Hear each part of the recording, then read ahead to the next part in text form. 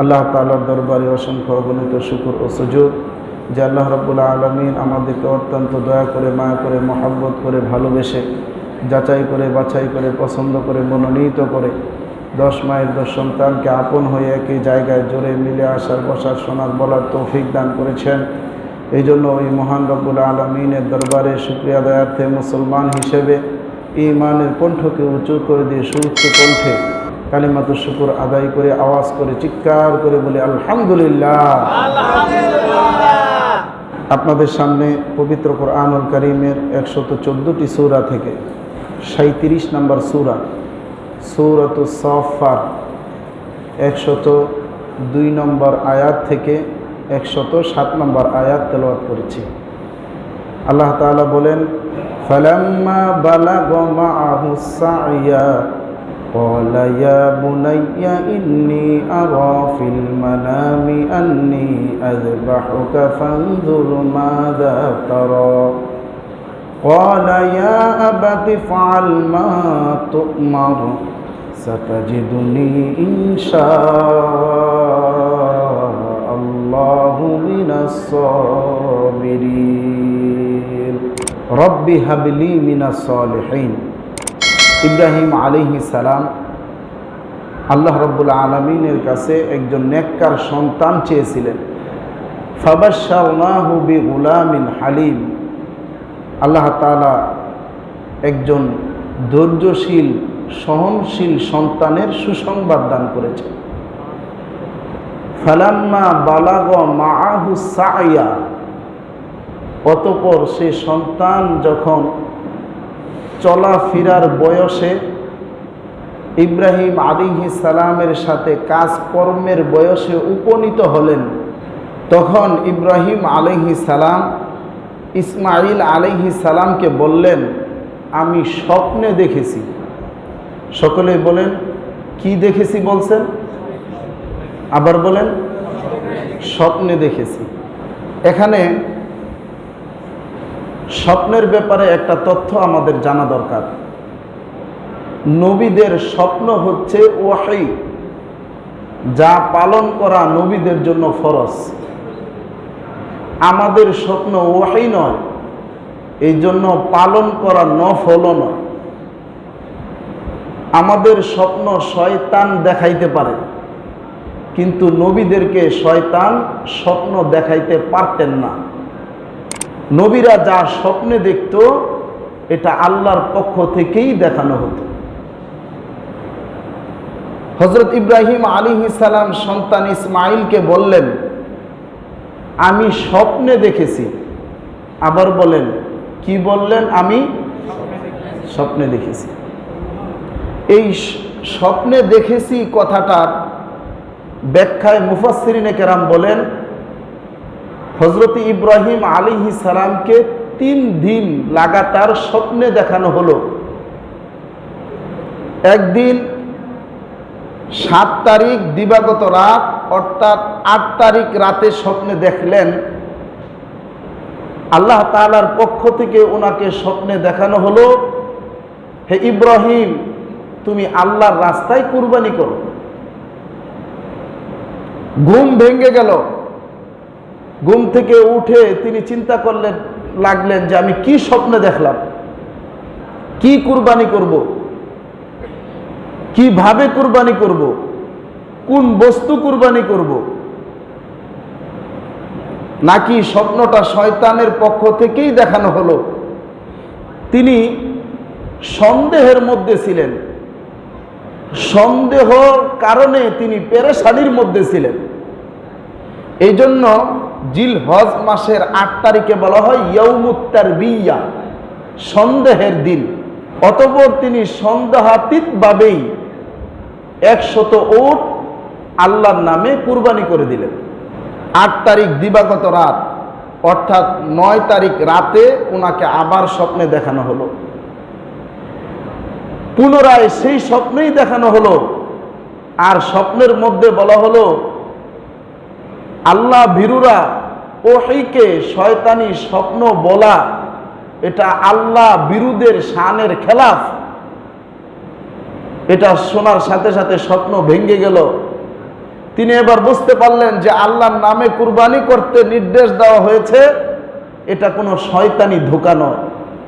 এই যে বুঝতে পারলেন, জানতে পারলেন, এই জন্য 9 তারিখ জিলহজ মাসের 9 তারিখকে বলা হয় ইয়াউমুল আরাফা, জানার দিন।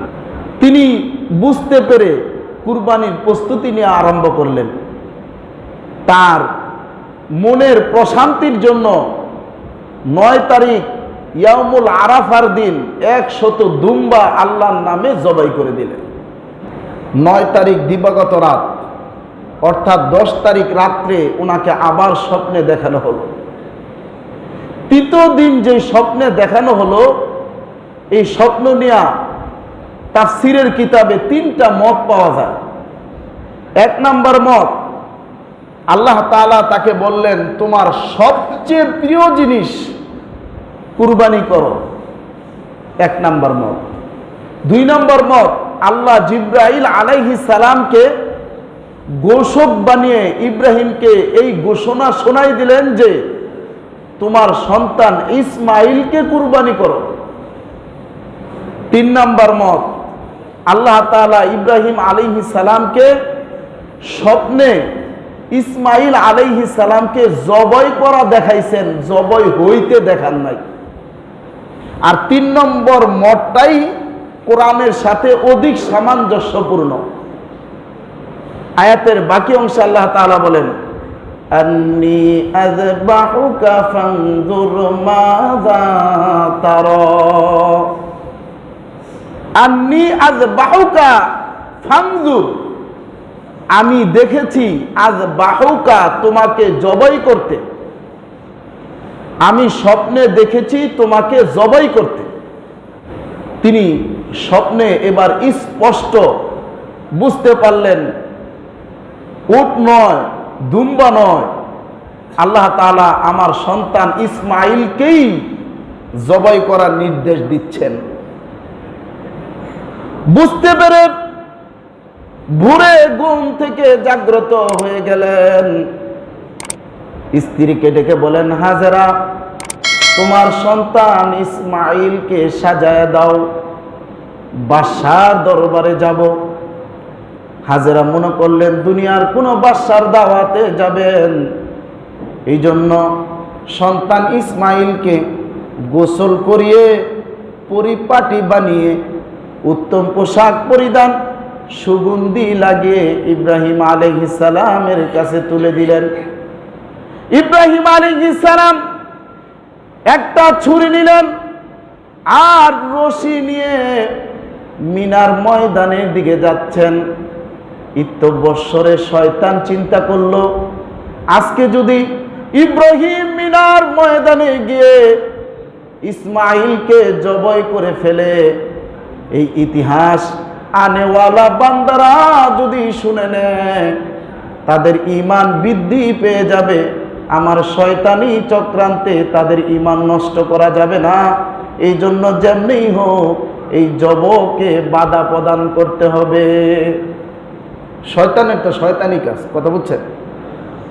সে চিন্তা করলো কাকে ধোঁকা দেওয়া যায়, তার একটা অভিজ্ঞতা আছে। আবার অভিজ্ঞতা হচ্ছে সে জান্নাতে হজরতে আমাদের আদি মাতা হাওয়া আলাইহা সালামকে ধোঁকা দিয়ে সফল হয়েছিল।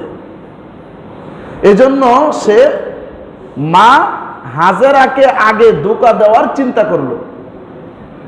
শয়তান চলে গেল হাজেরার কাছে, গিয়ে বলতেছে হাজেরা, তোমার সন্তান ইসমাইলকে বাবা কোথায় নিয়ে যায়? বাদশার দরবারে নিয়ে যায় না? বাদশার দরবারে না, জবাই করতে নিয়ে যায়। হাজেরা বলল শয়তান দূর হ, তুই আমাকে ধোঁকা দিতে আসছস। শয়তান প্রথম ধোঁকায় কাজ করতে পারলো না, কাবু করতে পারলো না। 2 নম্বর ধোঁকা দিল, হাজেরা তুমি কি দেখো না তোমার স্বামী পাগল পারা হয়ে গেছে? প্রথম দিন 100 উট জবাই করলো, দ্বিতীয় দিন 100 দুম্বা জবাই করলো, রশি আর চাকু নিয়েছে, তোমার সন্তানকে আজকে জবাই করবে, তাড়াতাড়ি বাধা প্রদান করো। হাজেরা বললেন, ও শয়তান তুই দূর হয়ে যা, পিতা কোনোদিন সন্তানকে জবাই করতে পারে না। বৃদ্ধকালের সন্তান ইসমাইল আল্লাহর কাছে দোয়া করে এই সন্তানকে অর্জন করেছে। কত আদর করে সন্তানকে, কোনোদিন জবাই করতে পারে না, তুই দূর হ। দ্বিতীয়বার ধোঁকা দিল, কাজ করতে পারলো না। 3 নাম্বার ধোঁকা, আসল কথা এবার বলে দিল, ও হাজেরা, আল্লাহ হুকুম করেছে তোমার কলিজার মানি, কলিজার টুকরা ইসমাইলকে জবাই করার জন্য তাড়াতাড়ি বাধা দাও, না হলে আজকে তোমার সন্তান ইসমাইলকে জবাই করে দিবে। হাজেরা ডেকে বলে, হ্যাঁ শয়তান, আল্লাহ যদি আমার সন্তানকে কুরবানি করার নির্দেশ দিয়ে থাকে তাহলে শুনে নাও, একজন এরকম ইসমাইল নয়, আল্লাহকে সন্তুষ্ট করার জন্য আমি 1000 ইসমাইলকে আল্লাহর নামে কুরবানি করতে পারি। আওয়াজটা সুন্দর হইল না? একটু জোরে বলেন না। আজকের মায়েরা সন্তানদেরকে ইসলামের পথে পরিচালিত করে না। 15 বছর 20 বছর হয়ে যায়, মা বাবুকে ডাক দেয়, রোজা রাখতে বলে না। ওই ছোট মানুষ কিসে রোজা রাখবে? ও মুসলমান মায়েরা শুনে রাখো, সন্তান মানুষ করার সর্বপ্রথম দায়িত্ব হচ্ছে তোমার। হযরতে ফাতেমা 15 বছর বয়সে জান্নাতের সর্দারিনী হওয়ার ঘোষণা পাইছেন। সুবহানাল্লাহ। হযরতে আলী 9 বছর বয়সে ইসলাম ধর্ম গ্রহণ করেছেন। হযরতে মুহাম্মদ বিন কাসেম 12 বছর বয়সে সেনাপতি হয়ে গৌর গোবিন্দর সম্রাটকে ছিন্ন বিচ্ছিন্ন করে এই 12 উপমহাদেশে ইসলামের শাসন কায়েম করেছেন। তোমার সন্তান 18 বছর হয়ে যায়, এখনো বুঝি আমল করার বয়স হয় না, মা ঘুম থেকে জাগায় না, বাবা আমার সন্তান রোজা রাখলে চিকুন হয়ে যাবে। এই সমস্ত ধোঁকা দিয়া সন্তানকে খারাপ করছো। আমি গোটা চনপাড়া কেন্দ্রীয় জামিয়া মসজিদের সমস্ত মুসল্লিদেরকে বলতে চাই, আপনার সন্তানকে শিক্ষার দিকে অগ্রসর করেন। তাকায় দেখেন শিক্ষার হার কি পরিমাণে কমতেছে। শিক্ষা হচ্ছে জাতির মেরুদণ্ড। আমার সম্মান যদি আমি বজায় রাখতে চাই, এই এলাকাকে শিক্ষিত এলাকা করে গড়ে তুলতে হবে, সন্তানকে শিক্ষিত বানাতে হবে, নামাজ শিক্ষা দিতে হবে, রোজা শিক্ষা দিতে হবে। কথা বলেন ঠিক কিনা? আল্লাহ তাআলা আমাদের ব্যবস্থা করার তৌফিক দান করুন। আল্লাহু আকবার, আল্লাহু আকবার, লা ইলাহা ইল্লাল্লাহু আল্লাহু আকবার, আল্লাহু আকবার, ওয়ালিল্লাহিল হামদ। শয়তান ব্যর্থ হয়ে গেল, চলে গেল ইসমাঈল আলাইহিস সালামের কাছে ছোট সন্তানকে বাধা দিবে। জুমরাতুল আখিরাত, ওই জায়গায় শয়তান ভয়ঙ্কর রূপ নিয়ে ইসমাঈলকে ধোঁকা দেওয়ার জন্য দাঁড়িয়ে গেছে। মনে করছে ইসমাঈল ভয়ে দৌড় দিবে, ইব্রাহিম দৌড়ে ধরতে পারবে না। ইসমাঈল ভয় পেলেন না, আব্বাকে ডেকে বলেন, আব্বা কে যেন আমাকে ভয় দেখায়। ইব্রাহিম আলাইহিস সালাম বললেন, ও বৎস, তুমি 7টা পাথর নিক্ষেপ করে শয়তানকে তাড়িয়ে দাও। ইসমাঈল আলাইহিস সালাম 7টা পাথর নিক্ষেপ করে শয়তানকে তাড়িয়ে দিলেন। দ্বিতীয়বার জুমরাতুল উস্তা, ওই জায়গায় ধোঁকা দেওয়া হলো। পুনরায় সংক্ষিপ্ত কথা, সময় কম, পুনরায় 7টা পাথর নিক্ষেপ করে শয়তানকে তাড়িয়ে দিলেন। জুমরাতুল উলা, তৃতীয়বার আবার ধোঁকা দেওয়া হলো।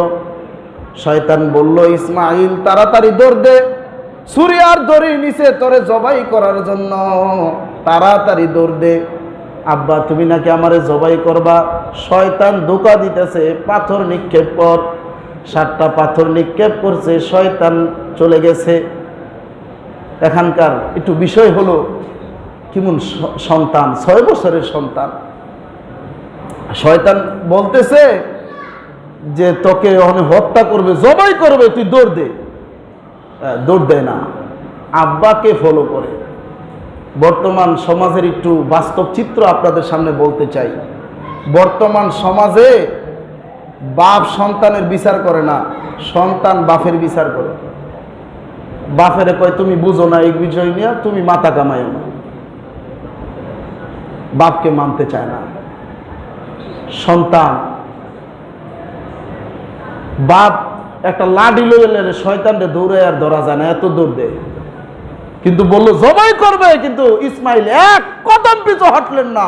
সুবহানাল্লাহ। হযরত ইব্রাহিম আলাইহিস সালাম ডেকে বলেন, হে সন্তান ইসমাইল, আমি আল্লাহর পক্ষ থেকে নির্দেশিত হয়েছি তোমাকে জবাই করার জন্য। সাতাজিদুনি ইনশাআল্লাহু মিনাস সাবিরিন। তোমার মতামত কি? ইসমাইল আলাইহিস সালাম বললেন, আল্লাহ যদি চান আমাকে ধৈর্যশীলের অন্তর্ভুক্ত পেয়ে যাবেন। সুবহানাল্লাহ। ও বাবা, আপনি আমাকে জবাই করবেন, আমার কোনো বাধা নাই। আল্লাহর হুকুম আপনি পালন করবেন, আমার কোনো বাধা নাই। তবে আমার 3টা কথা আছে। আপনি বাড়িতে বলেন নাই আমাকে জবাই করবেন। আপনি জানেন না এই মরুভূমিতে আমাকে আর আমার মাকে একা রেখে গিয়েছিলেন। আমার মা কত কষ্ট করে আমাকে বড় করেছে। আমার মাকে আপনি জানায় যান নাই। আমি যদি আজকে জবাই হয়ে যাই আর ফেরত যাইতে পারবো না। আমার আম্মা আমাকে না পেয়ে কান্নাকাটি করবে। আব্বা গো, আমাকে জবাই করার পর আমার রক্ত মাখা পোশাকটা আম্মার কাছে দিয়ে দিবেন আর বলবেন জান্নাতে তোমার সাথে তোমার সন্তানের সাক্ষাৎ হয়ে যাবে। ও বাবা, 2 নম্বর কথা হচ্ছে আমার হাত পা গুলা রশি দিয়া বেঁধে দিয়েন। কারণ জবাই করার সময় যদি আমার হাত পা সরে যায় তাহলে বেয়াদবি হয়ে যাবে। আল্লাহু আকবার বলেন, আল্লাহু আকবার, আল্লাহু আকবার, লা ইলাহা ইল্লাল্লাহু, আল্লাহু আকবার, আল্লাহু আকবার, ওয়ালিল্লাহিল হামদ। আব্বা, 2 নম্বর কথা হচ্ছে আপনি আমাকে যখন জবাই করবেন বেদনার কারণে আমার হাত পা গুলা ছটফট করবে।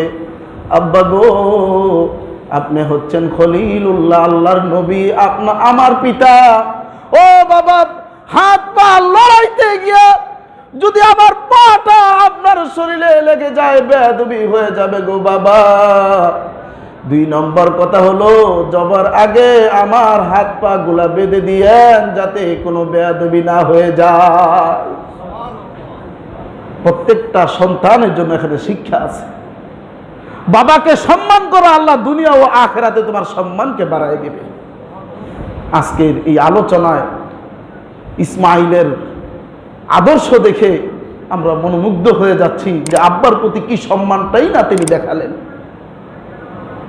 3 নম্বর কথা হলো বাবা গো, আমাকে যখন জবাই করবা আল্লাহর হুকুমে, জবাই করতে গিয়া যদি আমার প্রতি তোমার মায়া জন্মে যায় তাহলে তুমি আমাকে জবাই করতে পারবে না।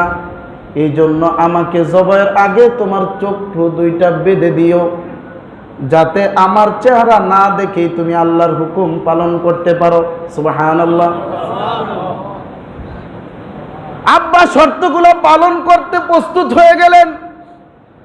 ফালাম্মা আসলামা, আল্লাহ তাআলা ডেকে বলতেছেন উভয়ে যখন আমার হুকুম পালনে প্রস্তুত হয়ে গেলেন, ইসমাইলকে যখন শোয়া দিলেন, আমি জিব্রাইলকে ডেকে বললাম, জিব্রাইল যাও যাও, জান্নাত থেকে একটা জান্নাতি দুম্বা ইব্রাহিমের জন্য নিয়ে যাও। জিব্রাইল আলাইহিস সালাম চিন্তা করলেন শোয়া ফেলেছে, ছুরি এখন চালাবে, আমার যাইতে যদি দেরি হয়ে যায় ইসমাইলের দেহ থেকে গলাটা আলাদা হয়ে যাবে। আসমান থেকে ডাক দিলেন, আল্লাহু আকবার, আল্লাহু আকবার। আওয়াজটা ইব্রাহিম আলাইহিস সালাম শুনে বলতেছেন, লা ইলাহা ইল্লাল্লাহ, আই লা মুহাব্বাতা ইল্লাল্লাহ। কে আওয়াজ দিচ্ছ শুনে রাখো, লা মুহাব্বাতা, আল্লাহর মোহাব্বত ছাড়া আমার অন্তরে আর কারো মোহাব্বত নাই। তুমি আওয়াজ দিও না, আমার সন্তানকে আল্লাহর হুকুমে জবাই করে দিব, কারো বাধা আমাকে আজকে বিরত রাখতে পারবে না। নিচে থেকে ইসমাইল বলতেছে, আল্লাহু আকবার, আল্লাহু আকবার, ওয়ালিল্লাহিল হামদ।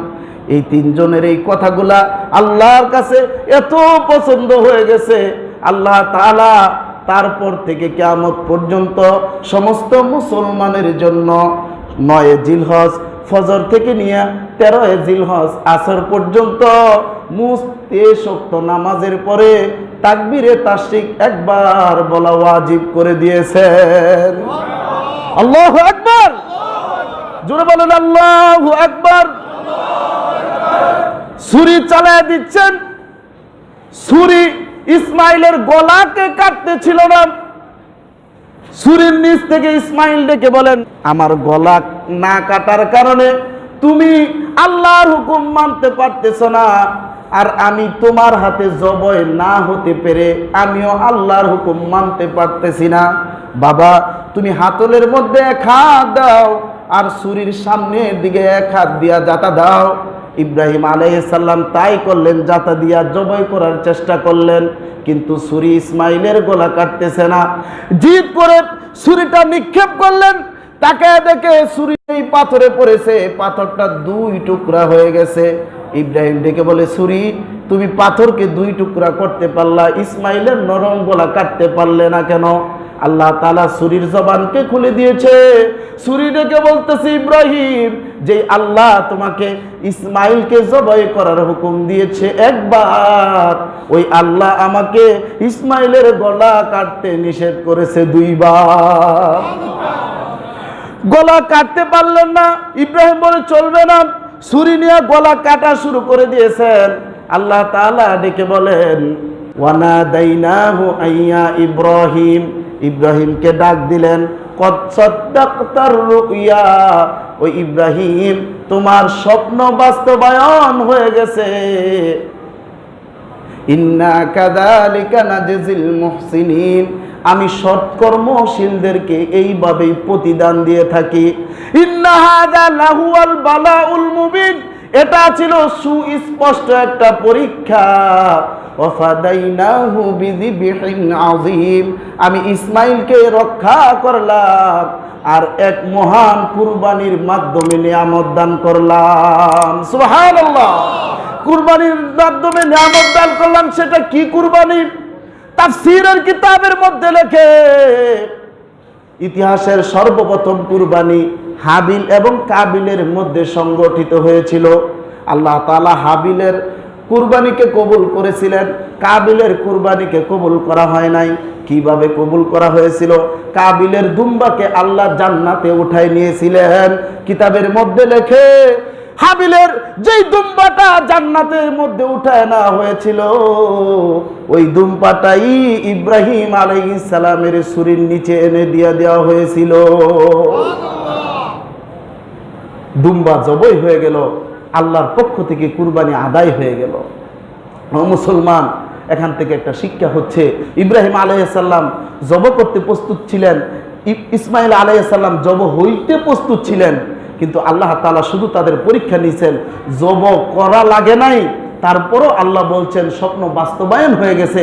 এর অর্থ হচ্ছে, তোমার আমার কুরবানির যে পশু, আল্লাহ তাআলা বলেন, লাইয়ানালাল্লাহ লুহুমুহা, আমার কাছে লুহুম গোশত পৌঁছে না, ওয়ালা দিমাউহা রক্ত পৌঁছে না, ওয়ালা কি ইয়ানালুহু তাকওয়া মিনকুম, শুধুমাত্র কেবলমাত্র তোমার অন্তরের চিন্তা ভাবনাটা, তোমার অন্তরের তাকওয়াটা আমি আল্লাহর কাছে পৌঁছে যাই। সুবহানাল্লাহ। তাহলে আমরা তো খুব সুন্দর করে বলি, আমি জিতছি তুই ঠকছস। কুরবানির পশু কিনা কি করি, আমি জিতছি তুই ঠকছস। আবার কয়, আমার গোশত হইছে 50,000 টাকার গরুর মধ্যে 3 মণ, আর তোর ৮০,০০০ টাকার গরুর মধ্যে গোস্ত হয়েছে গিয়া ২.৫ মণ। এই সমস্ত কথা আমাদের সমাজে প্রচলিত আছে না নাই? শুনে বুঝা রাখতে হবে। আমরা শরীকে কুরবানি দেই, অনেক সময় দেখা যায় টাকা সঠিক না, তাদেরকে শরীকের সাথে নেই, সাবধান, কারো কুরবানিই হবে না, সকলের কুরবানি বন্ডল হয়ে যাবে। এই জন্য শরীকের ব্যাপারে আমরা খুব সাবধানতা অবলম্বন করব। আর যে টাকাটা সুদে নিছেন ওই টাকা দিয়ে কুরবানি দিবেন। কয়েকজনে কহ ঠিক আছে, সুদে যেটা নিছেন সেটা দিয়ে কুরবানি দিবেন নাকি?